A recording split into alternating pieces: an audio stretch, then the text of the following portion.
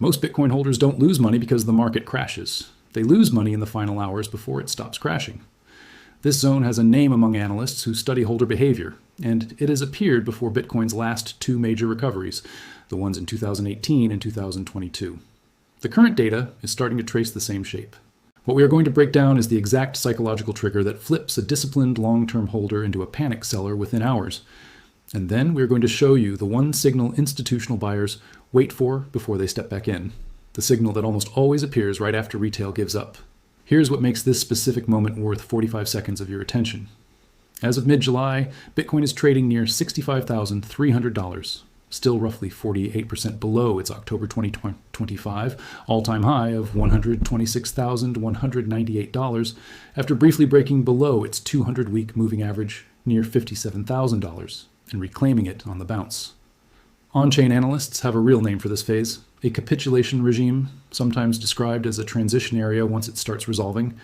This video is calling it the death zone because that's what it actually feels like to live through, but the underlying measurable phase is the same one analysts have been tracking for years, and it has a very specific fingerprint. I'm not going to tell you where price goes next, and anyone who tells you that with certainty is guessing. What I'm going to show you is what this exact zone has looked like every prior time it appeared, what happens inside a holder's nervous system during it, and why the holders who survive it are never the ones who felt no fear. Stick with me, because later in this video there's a specific on-chain reading that has only shown up a small handful of times in Bitcoin's recorded history, and both times it appeared clearly enough to measure, it landed within weeks of the actual bottom. One more thing before we get into the mechanics, because it's the question this entire video is actually organized around, even though I haven't said it out loud yet. Why does the exact same psychological trap keep working on experienced holders, cycle after cycle, even on people who've already lived through it once before and swore they'd recognize it next time? That's not a rhetorical question. It has a specific documented answer, and it's coming in the next section. Before we go any further, I want to mention something, because it connects directly with everything we've just been talking about.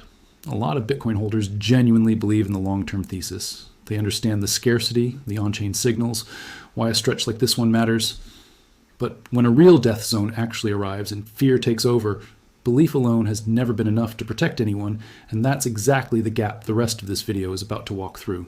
That's why I put together the Bitcoin holder mindset. It's 13 chapters built specifically to help you develop the discipline and mental frameworks to make better decisions during exactly this kind of stretch. It just launched, so right now it's $27 instead of the regular $47, backed by a full money-back guarantee. If you want to build the mindset of a holder who actually makes it through the next one of these, the link's in the description. Now let's get into exactly what a death zone actually is and why the current data is starting to rhyme with it. Here's the part almost nobody explains with any precision, because most content either screams capitulation the moment price turns red, or dismisses the entire idea as fear-mongering. Neither is accurate. There is a specific on-chain measurable phase that recurs across Bitcoin's history, and it has specific fingerprints, not vibes.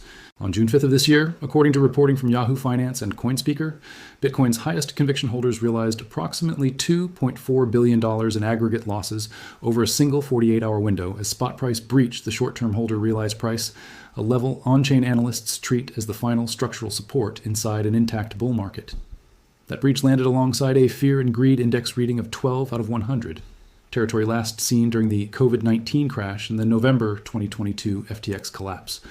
At the same time, the MVRV Z-score, which compares Bitcoin's market value to what holders collectively paid for their coins, sat around negative 1.5 standard deviations, deep in territory that has historically marked accumulation zones rather than distribution zones.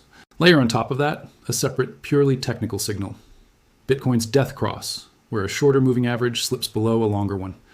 According to CCN's reporting in June and Finbold's in July, the current death cross pattern has now recurred multiple times within a 2-month stretch, and prior death cross episodes in 2018, 2020, and 2022 each preceded meaningful further downside before a recovery eventually took hold. None of that is a coincidence, and none of it is new. It's the same shape appearing again. Here's a separate number worth sitting with, and it's not the one I teased a moment ago. This one is even more dramatic, precisely because it isn't a repeat of history, it's a brand new record. According to CoinTribune's reporting from late June, wallets classified as long-term low-velocity holders absorbed a record 181,000 Bitcoin in a single week, nearly double the previous all-time record of 94,700 Bitcoin set in February of 2022 at a price near $59,964. That is the fingerprint on-chain analysts specifically look for. Weak hands liquidating in a panic. At the exact same moment, strong hands are absorbing supply at a pace they have never absorbed it at before in Bitcoin's entire recorded history. This is what analytics firm Swissblock refers to as a capitulation regime, giving way to a transition area. Not a guarantee of what happens next, but a very specific, named phase with a very specific historical track record. We'll come back to what that combination actually predicted the last 2 times it appeared. First, you need to understand why the humans living through it, in real time, almost never feel like they're standing in an accumulation zone. They feel like they're standing at the edge of a cliff. And here's the specific reason that gap exists, worth naming before we move on, because it's the hinge this entire video turns on. Every single one of the metrics just covered, the death cross, the MVRV Z-score, the record accumulation week, is calculated after the fact from data that has already happened. A holder living through the actual week those numbers were generated had no dashboard confirming any of it in real time. What they had was a portfolio balance dropping day after day, a group chat getting quieter or angrier, and a body flooded with exactly the chemical signals this video is about to walk through in detail. The on-chain fingerprint and the lived experience are almost never available to the same person at the same moment, and that mismatch is precisely why the zone has a name at all, because by the time it's nameable with confidence, most of the people who lived through it have already made their decision. A death cross, a low MVRV Z-score, and even a record accumulation week do not, on their own, confirm a bottom has formed. Analysts covering a closely related signal in 2026, minor capitulation specifically, reported by Crypto.news, called that signal a setup, not a confirmation, because the demand that historically met capitulating sellers, renewed ETF inflows, a shift in monetary policy, or a returning corporate bid, had not yet fully shown up at the time of that reporting. The same caution reasonably extends to the broader combination of signals covered in this video. Strategy itself, the largest corporate Bitcoin holder, sold a small position to cover a dividend obligation in June, its first sale since 2022. A separate detail from any pause in new purchases the company may have had around the same stretch, worth confirming against the freshest filings before you treat both as the same data point. But either way, a signal that even the most committed institutional buyer isn't treating every level as an unconditional floor. Now, here's the mechanism I opened this video promising to show you, the exact trigger that turns a disciplined long-term holder into a panic seller within hours, sometimes within minutes. Your brain does not process a 60 or 70% portfolio decline as a data point on a chart. It processes it as a survival threat, using circuitry that predates financial markets entirely. The amygdala, the brain's threat detection center, can override the prefrontal cortex, the part responsible for weighing evidence and time horizons, once a decline crosses a sufficiently sharp threshold. That override floods the body with stress hormones built for a physical emergency, not a financial one, and it happens faster than deliberate thought can catch up. Layered on top of that threat response is a specific measured cognitive bias. Daniel Kahneman and Amos Tversky's prospect theory research, published in Econometrica in 1979 and later awarded the Nobel Memorial Prize in Economic Sciences, found that losing a given amount of money is felt psychologically as roughly twice as intense as gaining that same amount feels good. That asymmetry is why a portfolio that's still up over a multi-year holding period can produce genuine physical distress the moment it dips from a recent high, because the brain isn't measuring against your actual cost basis. It's measuring against the most recent number it saw, and right now, for a huge share of holders, that number is somewhere close to $126,000. Here's a live example of exactly this mechanism, reported by Yahoo Finance and CoinSpeaker from that same early June stretch. Retail capitulation in their framing looks emotional. Panic selling, social media hysteria, dramatic sentiment swings. Institutional capitulation, when it happens at all, looks completely different. Quieter, driven by risk models and value at risk thresholds, rather than a stomach drop feeling. Outlook India's reporting on February's separate ETF-driven flush described it directly. When volatility spiked, automated systems triggered position reductions across multiple trading desks, not because anyone panicked, but because a spreadsheet crossed a number. Retail sold because it felt unbearable. A meaningful share of institutional selling that same month happened because a risk model said so, with no feeling involved at all. It's worth sitting with how different those two experiences actually are, even though they produce the identical outcome on a chart, a red candle. A trading desk reducing exposure because a value at risk threshold breached is, in a very real sense, executing exactly the kind of pre-committed, unemotional plan this video is eventually going to recommend you build for yourself. The desk isn't afraid. It built a rule in a calm quarter, and the rule is simply running. A retail holder selling the same day, watching the same red candle, is doing the opposite, making a fresh, unrehearsed decision. Lev, under maximum stress, with no rule in place at all. Same market, same day, same direction of trade, and two completely different processes producing it.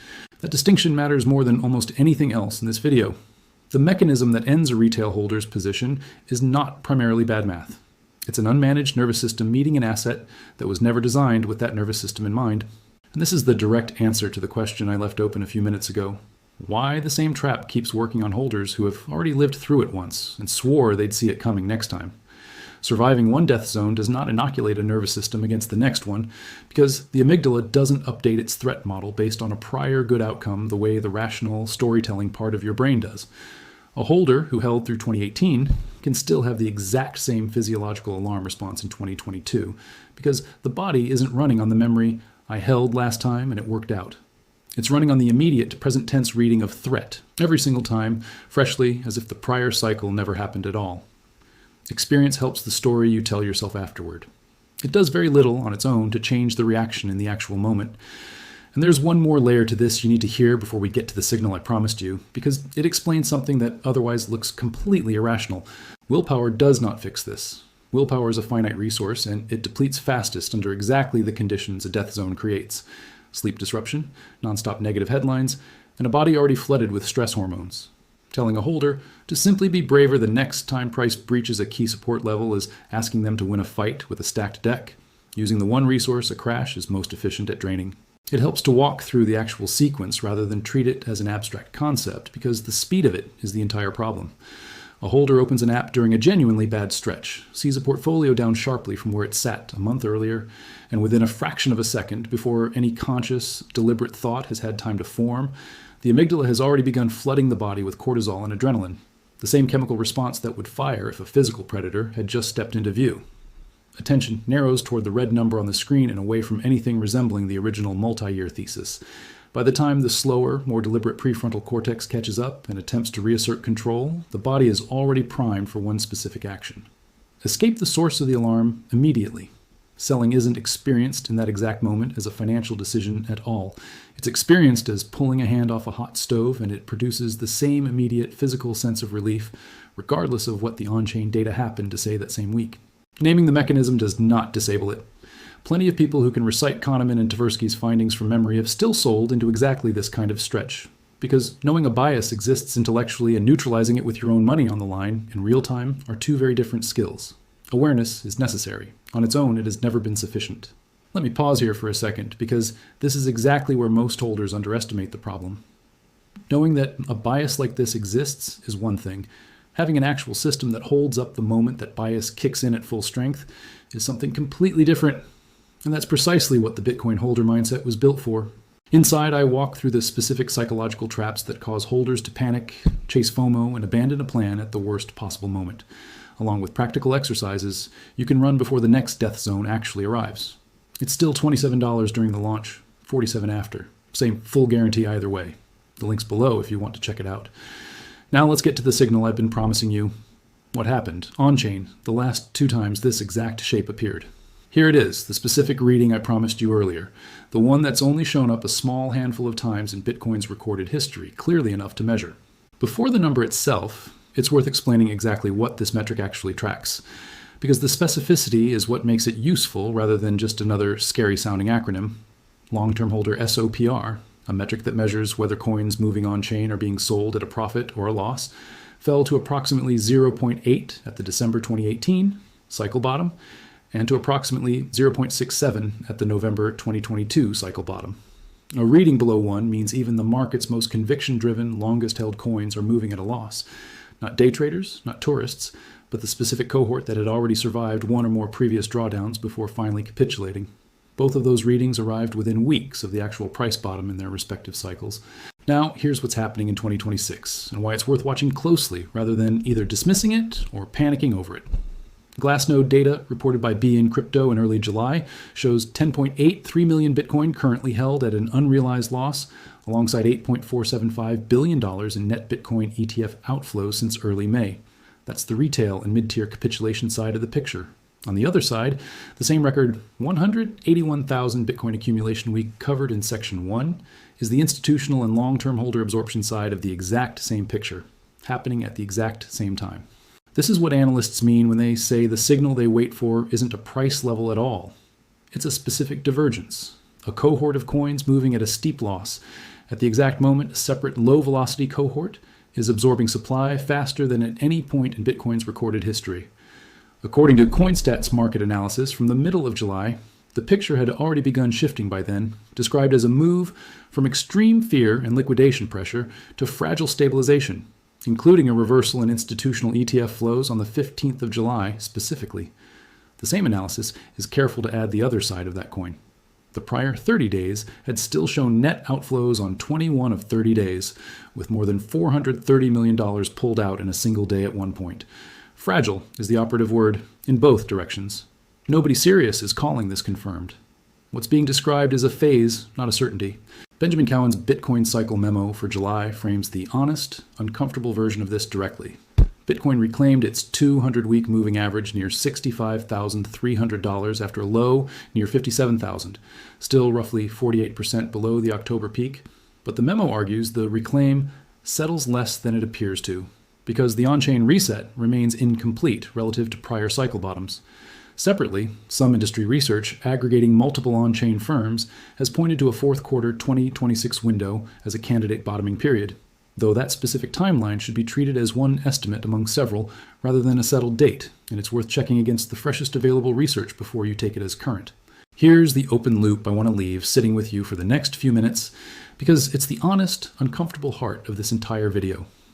In both 2018 and 2022, the deepest LTH SOPAR readings covered a moment ago arrived after the market had already staged at least one meaningful bounce that felt like relief at the time, not during the first, most obvious leg of the decline. That timing detail is worth remembering because it's exactly the kind of thing a calm, pre-committed plan accounts for, and a relieved nervous system tends to forget. We're going to come back to why that specific timing, right after relief, tends to be when the psychological trap actually closes. An incomplete on-chain reset is exactly that, incomplete. If the pattern from 2018 and 2022 repeats, the current stretch may still be missing its final, sharpest capitulation leg, the one that historically produces the most extreme LTH SOPR readings, not a gentler approach toward them. Nothing in this section should be read as the bottom is confirmed.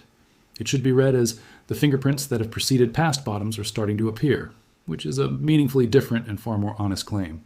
Here's an open loop worth closing directly, because I've been building toward the signal for several minutes now, and the honest version of this story has a genuine complication in it. Every single person living through 2018's death cross and every single person living through 2022's also had a specific, well-documented reason to believe their cycle was uniquely broken, that the historical pattern wouldn't hold this time. In 2018, it was the collapse of ICO mania and a wave of SEC enforcement. In 2022, it was Terra Luna, then Celsius, then Voyager, then FTX, the largest fraud the industry had produced. Both times, the belief that this time is structurally different turned out to be wrong, not because the specific concerns were invented, but because the underlying psychological and on-chain mechanism repeated anyway, underneath whatever story was dominating headlines that particular month. Notice the shape of that pattern one more time, because it matters for how you read whatever headline is dominating the conversation this week. The specific narrative changes every single cycle. Regulatory crackdown, algorithmic stablecoin collapse, exchange fraud, institutional caution. It's a different costume every time. The underlying mechanism covered in Section 2, the amygdala override, and the reference point trap, does not change costumes at all. It runs identically underneath every single one of those different stories, which is exactly why a framework built around the mechanism, rather than around whichever specific headline is currently circulating, tends to outlast any one cycle's particular narrative. 2026 has its own version of that story, and it's worth naming honestly rather than glossing over. Institutional participation is a genuinely larger share of this market than in either of the prior two cycles, meaning a portion of the selling described in Section 2 isn't panic at all. It's automated, model-driven de-risking, a different mechanism than retail fear entirely. VanEck's mid-July research desk described current derivatives positioning as caution, not capitulation, with put-call skew and funding rates sitting in a range that has historically preceded below-average forward returns, not the extreme, washed-out readings that mark genuine exhaustion. Now, let's close the loop from Section 3 about why the sharpest leg tends to land right after a reclaim rather than during the obvious headline-grabbing crash. It comes down to the same reference point mechanism covered in Section 2, applied at the level of an entire market instead of one individual. A bounce like the current one, off the $57,000 low back towards $65,300, resets the crowd's collective reference point upward, quietly, without anyone voting on it. Relief spreads. Leverage creeps back in.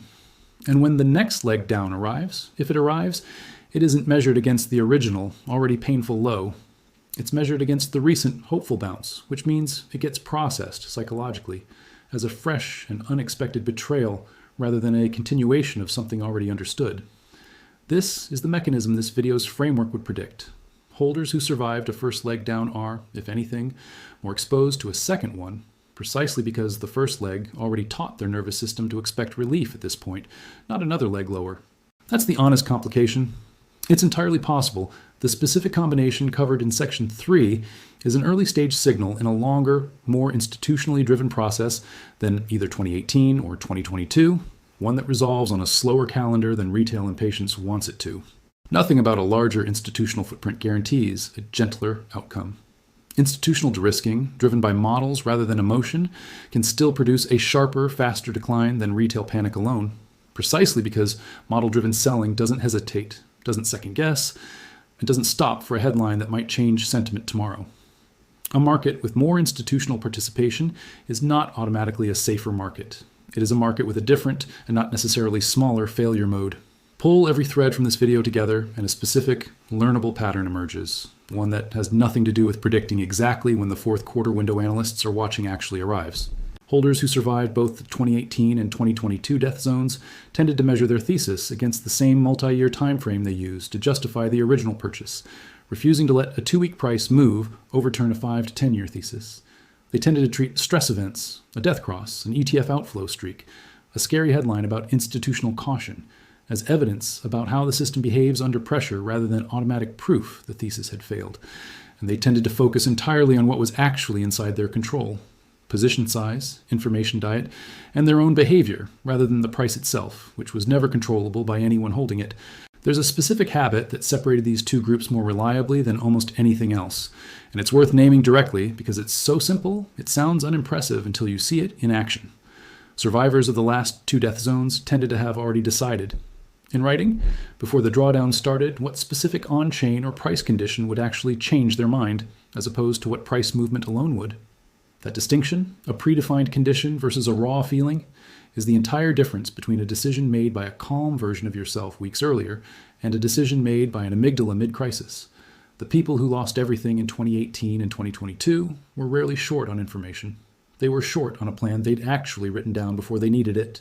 None of these ideas are secret. What's rare is having them assembled into a single, rehearsed operating system before the next death zone arrives, instead of discovering them for the first time in the middle of one, with your amygdala already running the show. Adopting every framework covered in this video does not make the current stretch painless, and nothing here should be read as a promise that discipline eliminates risk. These frameworks reduce the odds of a specific, well-documented, historically costly mistake. They do not, and cannot, guarantee a favorable outcome on any specific occasion, including this one. Before we wrap up, I want you to actually sit with one question. After everything covered in this video, what happens if the sharper, final leg of this pattern actually arrives? Not right now, calmly, watching a video. I mean the actual moment. Your portfolio down hard again, the headlines saying the reclaim already failed, everyone online agreeing with your fear, and your gut telling you to do something immediately. What's your plan in that specific moment? Because most holders don't lose everything because they stopped believing in Bitcoin. They lose everything because they never built a plan. For the moment, belief gets tested twice, once on the way down, and again right after a bounce that felt like relief, and that's exactly the gap. The Bitcoin holder mindset was built to close.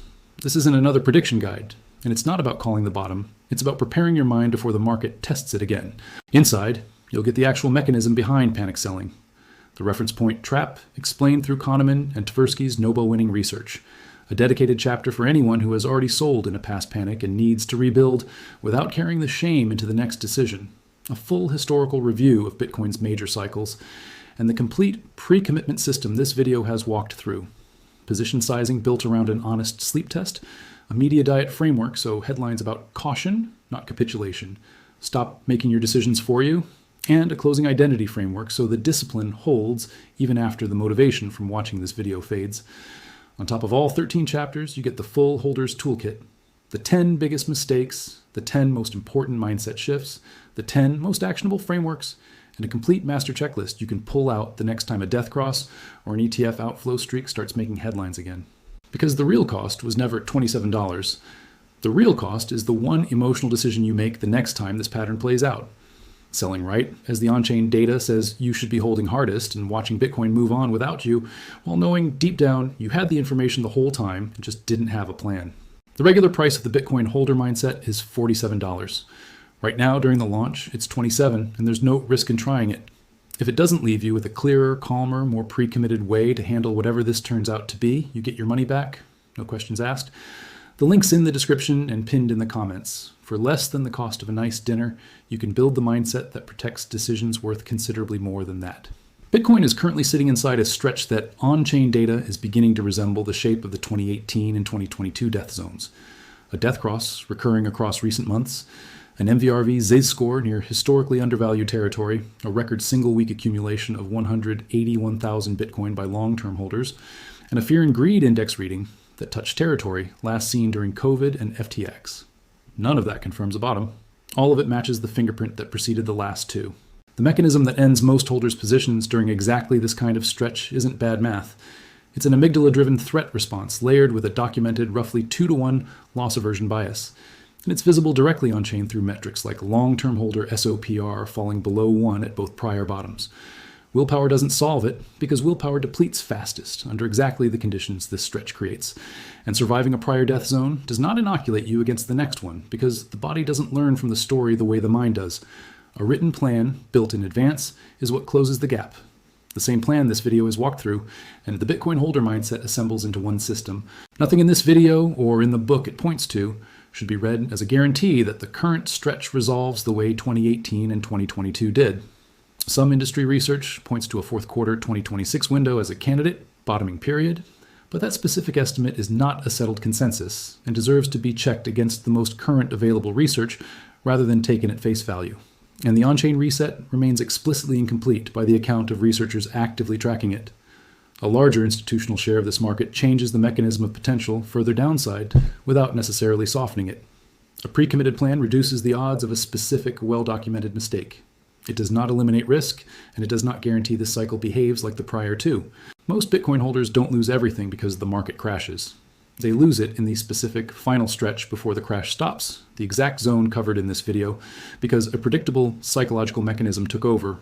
At the moment, discipline mattered most, with no plan in place to override it. That mechanism has a name, a measured coefficient, and a visible fingerprint on-chain at both prior bottoms. It isn't a mystery, and it isn't unique to you. It can be planned around in advance, the same way every holder who made it through the last two death zones eventually learned to, usually after living through the first one without a plan.